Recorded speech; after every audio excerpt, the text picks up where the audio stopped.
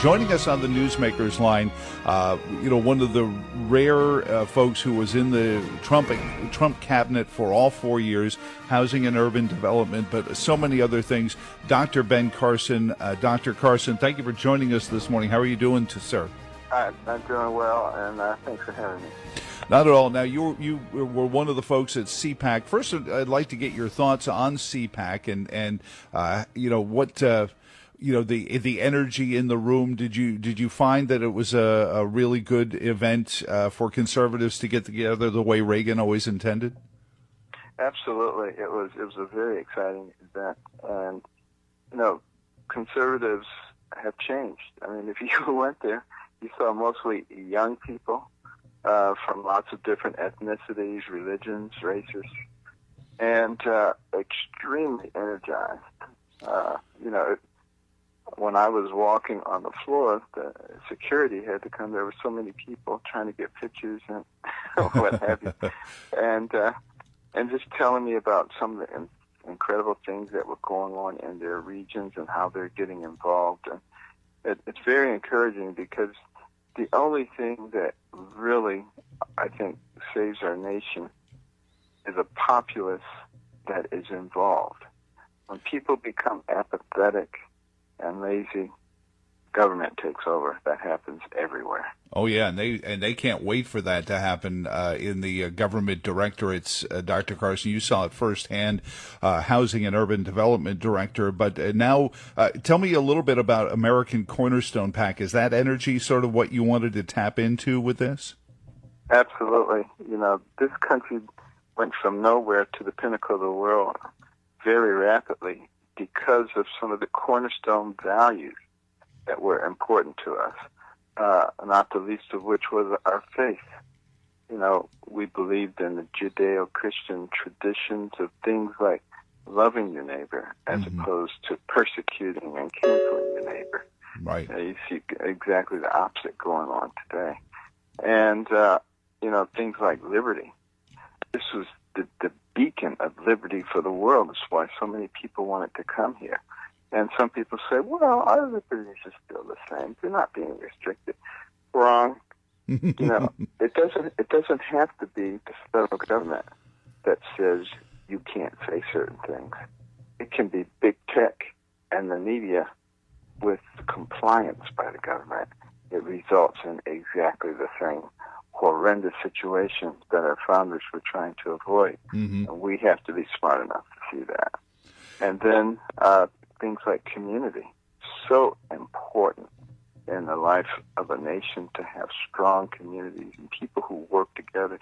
There's much more that unites us than separates us, and yet we're in a situation now where somebody could be living across the street from you for 20 years peacefully as a neighbor, but now the media and the politicians come along and convince you that that person is your enemy because they have a different political sign in their yard than you do. This is obviously very destructive, and a house divided against itself cannot stand. Well, and that's always been that's always been the agenda, is to divide us. I mean, Brezhnev said it, Khrushchev echoed it as well, is the best way to beat the Americans is to turn us against each other. Exactly. And on that same point, Khrushchev said, your grandchildren's children will live under communism and we won't have to fire a shot. Now, what did he know that we didn't know?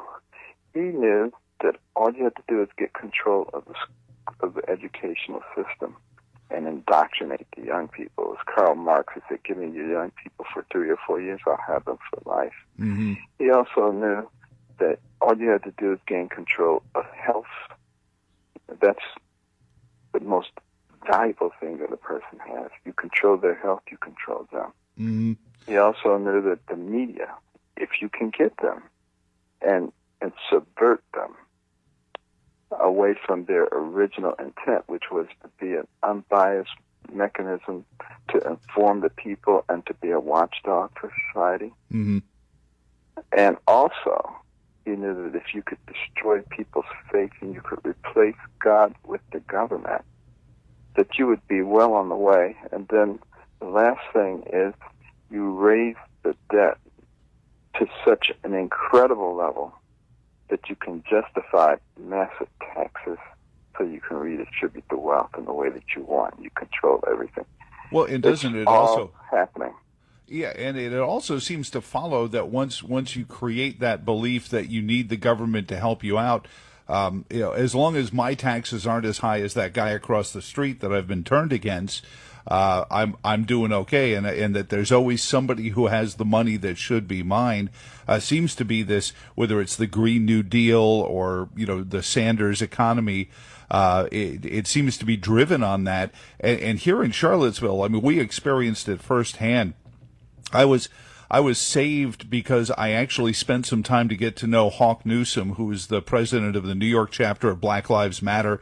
I interviewed him. We got to know each other. And then I was about to get beat up during the riots of 2017. And he stepped in on my behalf, the conservative talk show host, because he knew I wasn't a racist, because we had taken the time to get to know each other. And it's so important in our world. Dr. Carson, go ahead. Well, that's the reason that college campuses work so hard to keep conservatives off the campus. They don't want the young people to hear the other side of the story because it makes so much sense. When we talk here in Charlottesville about affordable housing, and it's the double point score for anyone seeking office, is they all talk about affordable housing and then nobody ever does anything about it. And then there'll be some grant program from the government to help offset the regulatory costs. I mean, poverty is an issue that conservatives should be addressing. And for too long, I think, Dr. Carson, as a political party or ideology, we've avoided actually rolling up our sleeves and talking about how poverty has been created in this country, and it seems like to the benefit of the leftists. That's exactly right, and that was a very strong emphasis for us during the last administration, and we were actually making some very good progress, even in some of the strongholds like Los Angeles, before COVID-19 came along. But what you have to recognize is regulation is what drives the cost. And you have a unit that is quite affordable, and then all of a sudden you've got regulations about parking, regulations about the decibels of noise that can be had, environmental regulations, and some environmental regulations are good, but a lot of them are completely irrelevant and dated. And by the time you get through adding all of these things on, and the noise, and the density, and the height restrictions, you've got something that nobody can afford. And that's something that we were finally getting across, to Mayor Garcetti and to Governor Newsom and some of the others, and we actually were working on a plan to deal with some of those regulatory costs, to use some of the lands, even some of the federal lands, and to use some of the modern technology for affordable housing, and to put it on these places so that people would have a place to stay, and not to just utilize the housing first model, which just gets people off the street, but also the housing second and the housing third, which means housing second, you diagnose the reason they're on the street, and housing third, you fix it. That's real compassion. It's not compassionate to keep people mired in dependency. Well, and the other side of it is you create, better economic opportunities, and more people can afford the housing that's there too, Dr. Carson, which I think, the president grasped as well. I know we only have a moment or so left. The young people you're talking to are, and again, the new commitment that you've put together is the American Cornerstone Institute, the business, the mission statement, faith, liberty, community, life, certainly stands out there. Do you see the folks, the young people grasping this and not being afraid to deal with the actual existence of poverty and doing something about it? Oh, I think a lot of them do, and I encourage them to engage in conversation, get involved. AmericanCornerstone.org. Go to the website. And, begin to talk even to people on the other side. You don't have to do it in a confrontational and accusatory manner. Just do it in an informational and neighborly, friendly. Let's talk about what we're trying to achieve and what is behind what we're trying to achieve. I've found that in many cases, people on the left actually agree with a lot of stuff, but they've been agitated, they've been lied to, they've been told how horrible you are. I remember, one city I went to, one of the state representatives came up to me and said, "You're actually a very nice and reasonable guy. I would have never gotten that impression from what I've heard." Oh my God. Yeah, it's surprising they don't smell brimstone. They're looking for cloven hooves. Dr. Ben Carson, and again, the web address is AmericanCornerstone.org. Thank you so much for your visit with us this morning. It's been an honor to have you on the program. Well, thank you for your patriotism. Keep up the good work. Thank you for tuning in this week. Look us up at VirginiaInstitute.org. So long, and thanks for all the fish. Charlie Hurd, good to see you. How you doing? It's great to see you. Thanks for having me. Not all. See, writers do have groupies. Yeah, that's right. That's right. What do they say? A face for newspapers. Well, they have to put your picture in the column there. So, what is? We have to jump in first. I know that you've been following certainly this debacle that's been the last month in Washington, but Virginia always follows these presidential elections, and I remember Bob McDonnell's campaign and how much energy was in it, because we felt like after fumbling the ball with the Obama-McCain election, we wanted to put it right as conservatives. So, do you get the same sense that energy is permeating in Virginia? Oh, I think without a doubt. When you look back at what we've seen over the past 6 months, and we see, you look back at this election that we just finished, where it was the single most unfair, dishonest election I've ever witnessed. I mean, the degree to which the media just focus on that in particular. The degree to which the media gave up all pretense of covering the election honestly, and shilled for one candidate and spread lies about the other candidate. It's the most disturbing thing I've ever seen. It's the single greatest attack I've ever seen on the First Amendment in our country. And obviously what we're battling is the intense frustration among not conservatives, but just people who want honest government and want honest integrity in the elections. And that frustration must be tempered with a hopefulness that we can win this fight. Vigilance is required to keep a republic, and there is no doubt about that. Well, and we used to talk about that just as sort of like a great historical phrase, but it has never been truer. I refer to it as a drive-by reporting, the way the coverage. And then when you saw the poll just before Election Day, that I think it was somewhere along the lines of 40% of Democrats, had they known about the Hunter Biden laptop and his connections into China and the Ukraine and Russia, that would have changed their vote completely. That alone is the indictment on the press. Absolutely. No doubt about it. But the other thing that I think is important for us to remember right now is that if you took the personalities away and you took all that stuff away, and we talked about the issues, we talked about issues of do we have a border, do we not have a border? Do we stand up for against China? Do we not stand up against China? Do we carry on these endless wars around the world? Do we have a more sensible foreign policy where we don't go running around the world? All of those issues, Republicans, these are not 50-50 issues or even 60-40 issues. These are 80-20 issues where Republicans, if they can find their voice, and we get good candidates and good people who can prosecute our case, Republicans will win forever on these issues. And the fact that we're debating about whether America first is I don't know, what do they say? It's racist or something, or it's xenophobic or some crap like that. America first is a winning agenda.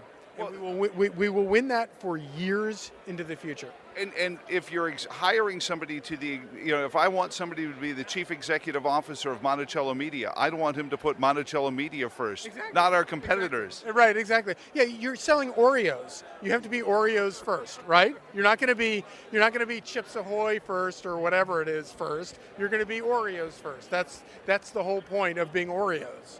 The Virginia race, governor race, has got a lot of eyes on it. They finally settled on this strange, and I can understand where a lot of the delegates feel a little put out the fact that they've got to drive down to Liberty. Now, that's not bad for you. You're in South Central Virginia. But they're going to drive to Liberty, cast a vote, and drive home. It really, to me, I think the compromise was, let's find a way to make everyone unhappy with the process, and by that they were able to come up with a system that nobody was happy with. Is that good compromise? And are we going to have a good candidate for governor when it's done? I hope so, but the longer answer is I don't know. But what I do know is that the more people that are involved in picking who's going to be the Republican candidate, the better. And I get all of the urge to have strict tests, that we pick people that check all the boxes that we want. But if we want to win, we have to get good candidates who are broadly appealing and electable, and that's doable. It's very possible. There are great people out there who fit the bill and are true conservatives and who are principled. Our challenge is to find them and get behind them and encourage them to run and give them the sort of backing that there's so many lessons to be learned from Donald Trump. Yeah. And one of them is that if you have some basic, clear principles that you're going to fight for, people will stand behind you through anything. They will stick with you through anything that they throw at you. So Sunday, obviously, this is airing Monday, but we're talking in abstract. So Sunday, the president's address, we're covering it a lot this morning on the program, but what are you hoping here on a Saturday afternoon the president gets into? Are you hoping he gets back to the forgotten man? Are you hoping he just says, hey, on to 2024? What is Charlie Hurt, the reporter, hoping he says? Well, I think it goes back to what we were just talking about. He needs to talk about the issues that got him elected in the first place. And literally, he and he alone brought the Republican Party to embracing the idea that we have to have borders, we have to enforce our borders, we have to have sanity in government, we have to stand up to foreign adversaries who want to destroy our country, like China. We have to, and bringing troops home from all these far-flung places is a very, very good thing for conservatives. And so I hope he talks about those issues that got him elected. The thing that so many people in our business forget is that 2016 was the most issue-oriented campaign of our lifetimes. It was all about issues. And President Trump won by arguing about the issues. And his presidency was more defined by issues than any other presidency of our lifetime. Obviously, the media, that's why he was so dangerous. That's why both Democrats and Republicans in Washington were so uncomfortable with him. And it's why the media spent so much time and effort attacking him on all this irrelevant nonsense and attacking his personality. We were talking to the folks from Right on Crime and the Texas Public Policy Foundation, and I said, he really stole a lot of their agenda items when you talk about criminal justice reform, right to choose, medical procedures, and things like that, Charlie. And I think a forthrightness. He wasn't couching what he wanted, and I think there are a lot of Virginians want that in the gubernatorial race as well. They want to feel a genuity out of the candidate. They want to feel like they're getting the straight story from them, whether it's in the same way the president does, because I think people think Trumpism is tweets and bombast when it really was unhidden passion for what he was doing. The whole argument about the tweets and the constant, having an opinion about everything.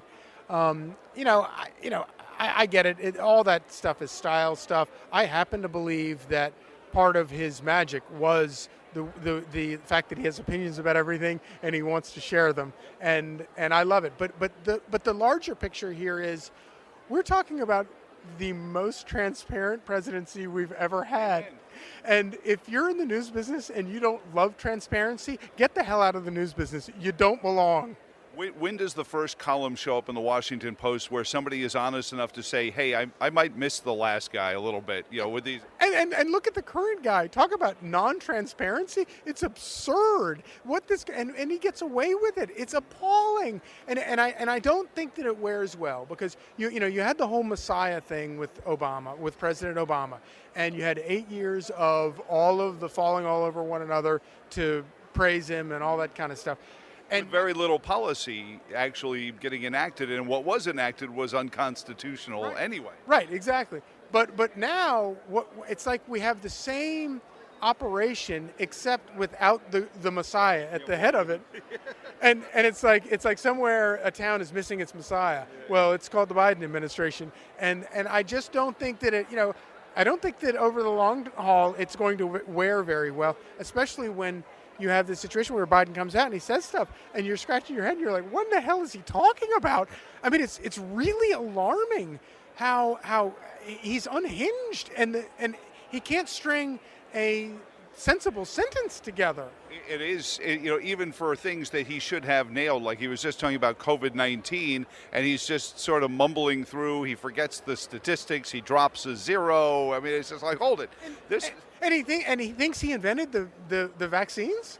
What? I mean, holy cow! It's like another world, and he's not getting called on it. Well, we called him on this, the Blue Ridge Health District. You'll love this story, Charlie. The day the Biden administration was sworn in, 3 p.m., they got a phone call and said, yeah, you're no longer getting all the vaccines you ordered.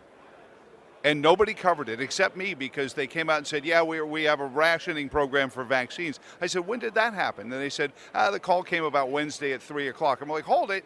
Do we know what happened Wednesday at noon? Right, exactly. No, without a doubt, there are patriots and good news people all over who are, the lone voices that are definitely covering this stuff. But that's part of the problem right now is that there is this void. I mean, you look around, you look at, Just ask the questions. That's all we want out of a journalist. Just ask the questions. You don't want, in the same way I don't want a party chairman to be on the side of a candidate. Right. So I see more Charlie Hurt groupies here looking for pictures. So we're going to let you go. And we got Congressman Ben Cline coming up in a moment. Charlie, thank you so much for it. Keep doing what you're doing. Thank you. You keep doing what you're doing. Ben Cline, how you doing this morning? I'm doing great, Joe. It's a wonderful day here in Florida. Everybody's enjoying the warm weather and the conservative camaraderie, and everybody's just thrilled to be amongst friends. Well, you're talking about, we've run into so many Virginians, a lot of them from Charlottesville, who, are overdressed. That's the first time you notice somebody from Virginia or north, they're overdressed for Florida. But, the House has been in such a mess. We were talking to Bob Good on Friday. I mean, this pork barrel package, this makes, shovel-ready jobs, which is one of those things Joe Biden tells you, I was Mr. Shovel-Ready Jobs, which all vanished, by the way. Nobody brought that up. Tell us, where all the voting has gone and left us with this $1.9 trillion mess. 2 a.m. in the dead of night, Nancy Pelosi pushes through a budget-busting $1.9 trillion bill. Only 9% of it goes to COVID programs. That's the shocking part. The rest of it is just a blank check for blue state governors to bail out their pension programs, to build underground high-speed trains for Nancy Pelosi, to build bridges in New York to Canada. All these programs that liberals are putting in this package, a liberal wish list, and that's why it didn't get any Republican votes and got 2 Democrats to actually hide their faces and vote no. They may not be around for long. We better put trackers on them just to make sure, ankle bracelets. So, talk about this. It's another one of these, we got to vote for it before we read it. It's a billion pages long. I think there's a page for every dollar in it.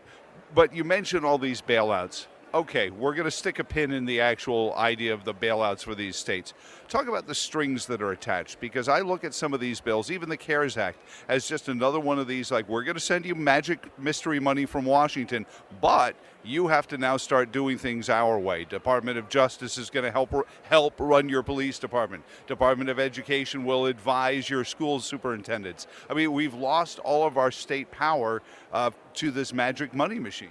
You're right. The federalization of government and the role of government has been running up until the Trump administration without any really halt. And Trump really froze that and said the federal government needs to do less, state and local governments need to do less, the private sector needs to do more. But what you see are now the federal government's being asked to do everything. Just watch this next election bill, H.R. 1, which is going to be a horrible infringement on states' rights when it comes to running elections. This is how the Democrats plan to cement in their gains in this last election cycle, their majority that they want to have. They know that we win on ideas when the playing field is fair. So they want to tilt the playing field through these H.R. 1 type bills. 6 of your taxpayer dollars for every $1 that they raise going to candidates you don't even support. It's ridiculous. Well, and here's a piece of journalistic legerdemain. So the Virginia Senate kills a bill that stops candidates from using campaign contributions for personal uses. And I've got an inbox full of listeners saying, how could these Republicans vote in favor of that? I said, hold it. This isn't, now, if it's in the future when it's taxpayer money they're using, okay. But this is contributions that went to their campaigns from individuals fully aware of that they're helping somebody win an election with this contribution. I have no problem with that. But everyone seemed to think, because the press played it out, that the conservatives were just playing, some sort of money grab with this bill. But now you talk about federalizing the campaign finances. And then what, do we have to pass a litmus test to run for office? If I want to run for office, do I have to prove I'm centrist enough? Do I have to prove that I won't say the wrong things? And if I do say the wrong thing on the campaign trail, do I lose all my money, Ben? Well, it's about using the federal bureaucracy to target conservative voices and silence conservative voices in the campaign finance realm as well as in the media realm. So you have big tech that took Clarence Thomas's book off of Amazon and during Black History Month. Not all Black History Month, apparently. It is sad to watch big tech show their true colors, but they are showing their true colors, and we're just going to have to fight back from the grassroots. The grassroots is where America's strength comes from. It's where America's solutions are going to come from, and where ultimately we're going to win back the majority for conservative policies and conservative ideas. Yeah, I remember some years ago, you were still Delegate Ben Cline at the time, and we interviewed your predecessor in the 6th District, and he talked about his H.R. 1, which was a balanced budget amendment, which tied the growth in the budget to the growth in the GDP, which was a sensible way to say, hey, we can't just automatically raise taxes to balance the budget. And I had people saying, what kind of left-wing stuff is this? I thought Bob Goodlatte was a Republican. And I'm looking at these saying, how could we possibly govern this? And then you compare it to these kind of bills that Nancy Pelosi has, and you say, come on, this sounds like Reagan comparatively. Now, they've gone off the rails in Washington when the dollars don't matter to the left anymore. $1.9 trillion boondoggle of a spending bill. We've already budgeted $4 trillion for COVID relief. That goes to the development of the vaccines. That goes to all kinds of help directly to address COVID, the testing. But this bill, they haven't even spent $1 trillion of it. It remains unspent, but now we need $2 trillion more on top of it just to kind of show people that Biden somehow is passing out money and is going to somehow help people. He brought up the shovel-ready jobs. He goes, oh, remember, Barack put me in charge of the shovel-ready jobs. Or actually, it came out more like, but it was printed that he said that. those shovel-ready jobs were a nightmare. Most of that money disappeared. Most of the shovel-ready jobs never got done, and it just became pork for politicians. Yep, it did, and I think he's at it again. I'm going to be on a panel later today talking about the trade agenda and how Donald Trump made America great again, and Joe Biden wants to make China great again when it comes to trade. And we're going to see a backsliding with China. Trump finally stood up to China when it came to trade, got agreements, a wonderful rewrite of NAFTA, USMCA, and got a deal with South Korea, a trade deal with South Korea, got a first step with China, and now Biden's going to undermine all of it to the detriment of the American worker. Well, and never mind all of the trade deals in the Middle East between Arab and Israeli countries. I mean, Israel's got trade deals with all these Arab countries, and so they're not going to be sending in pipe bombers anymore to a country you're trading with. And Biden hasn't even talked about this, but he wants to cut off all our oil and give it back to these countries, give that power back to us. But you mentioned the game that seems to be being played, in Washington for Biden, and to the detriment of the states.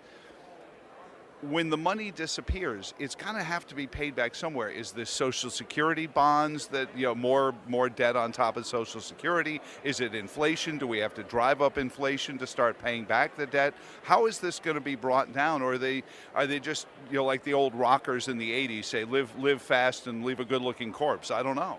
We have to do better than that. We can't just leave the problems for the next generation.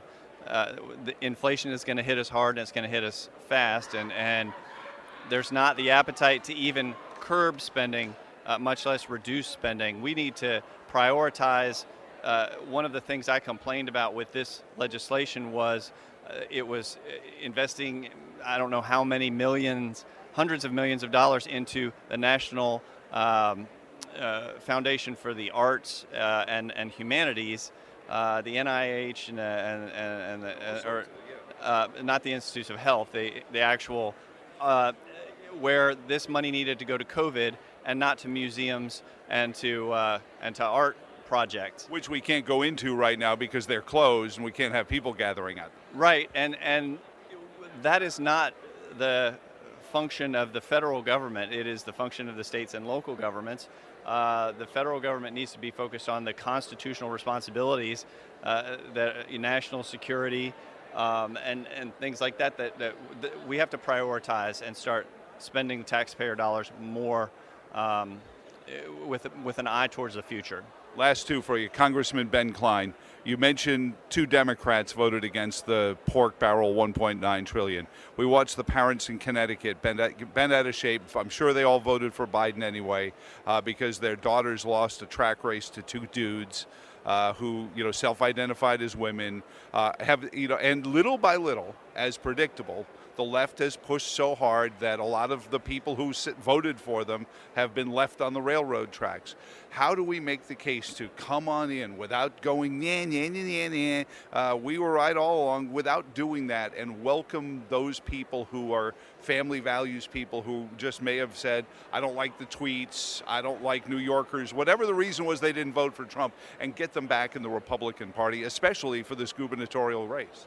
Well, Donald Trump did great things for this country and has set us on a great course for the future, but we have to look to the future. We have to look ahead at how we can continue to make America great again, make Virginia great again.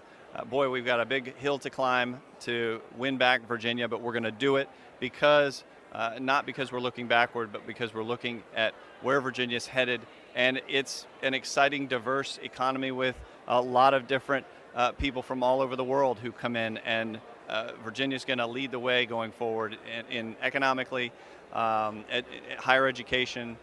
We need to reform that as well. So I think by looking at the issues, that's how you win, and we'll continue to hopefully score some victories in Virginia moving forward.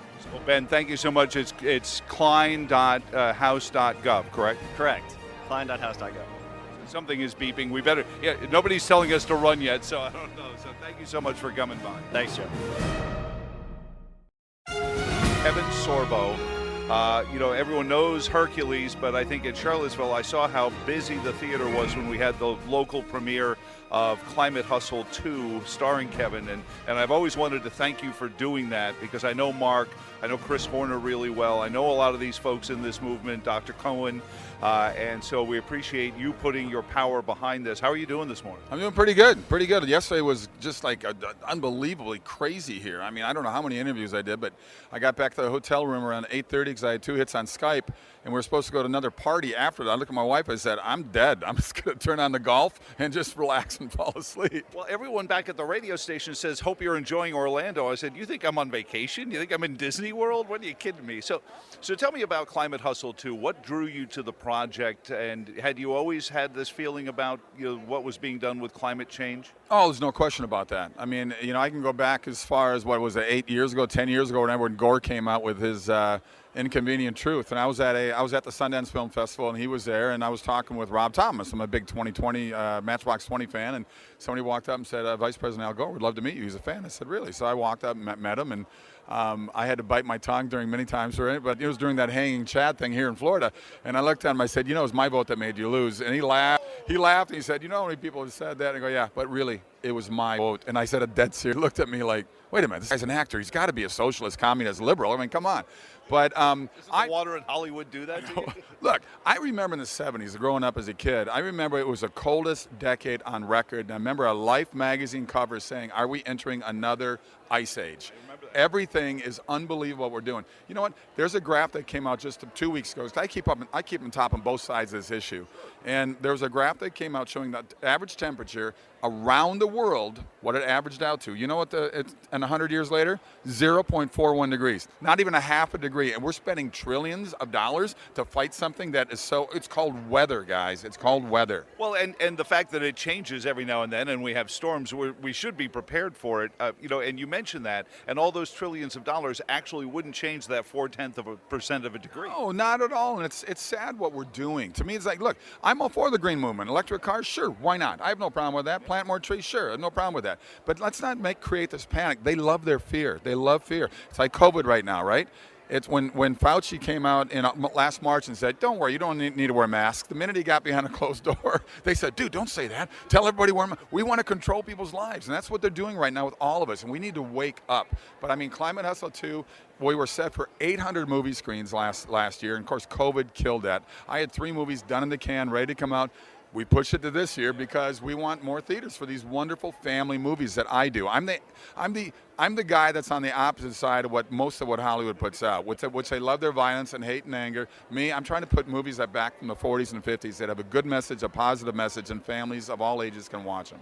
Has that always been a theme, as you worked on projects through your career? At what point do you get to a place where you can start calling that tune, or did you always try to have that influence? Well, it's kind of forced upon me because my agent and manager, they'll never admit to this to you on the radio, but behind closed doors, they said, well, we got to part ways. You're a conservative, you're a Christian, we can't work with you. In an industry they claim that they're tolerant, right, and for freedom of speech, but it's all a one-way street. So I was forced to go down a different road and a different door, and I'm grateful for it because I love the industry.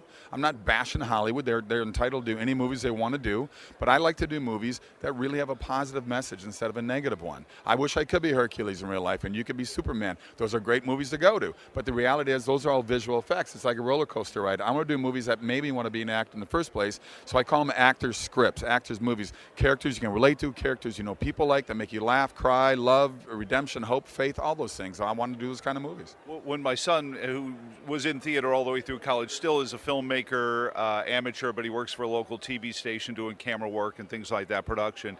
But the first time he came to us in middle school, he was a little sheepish about it. I said, storytelling is the most important part of a human society because it's how all your traditions are passed along for good and bad.